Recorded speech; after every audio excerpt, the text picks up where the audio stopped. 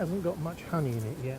London beekeeper John Davey is taking part in a unique experiment to gather information from bees all over the world. We have two cables, two wires. One is connected to a probe which is reading the humidity inside the hive.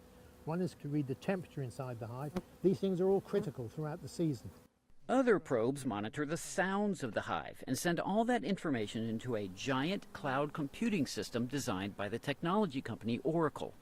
The company is working with the British non-profit World Bee Project run by Sabiha Malik to make sure these insects continue to pollinate the food we eat. And this is the link we very often, most of us forget to make. So bees don't exist merely to make honey. Bees pollinate. And without pollination, we cannot produce food. It's as simple as that.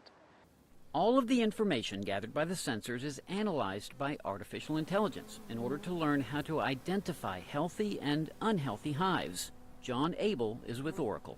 We can load in mapping data, road data, pollution data, the industrial park where our hives are. We can see the relationship to a railway, to a river.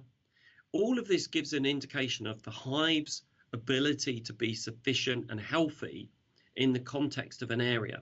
But data from one hive won't provide enough information for analysis, so Oracle wants to create a giant network of plugged-in hives. That way the system can compare them and learn even more about maintaining healthy colonies. Because we're using an open connection, anybody to connect and pass us data. And as more and more devices come connected, we get more streams of data. We need billions of rows to make the model self-sufficient. By self-sufficient, Abel envisions a system that gives beekeepers a warning when things aren't right in their hives and provides data for researchers to determine where bee colonies are most likely to thrive.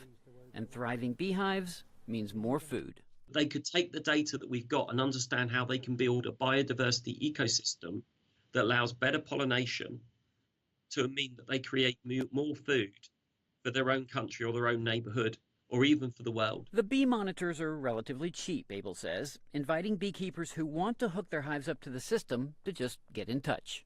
Kevin Enochs, VOA News.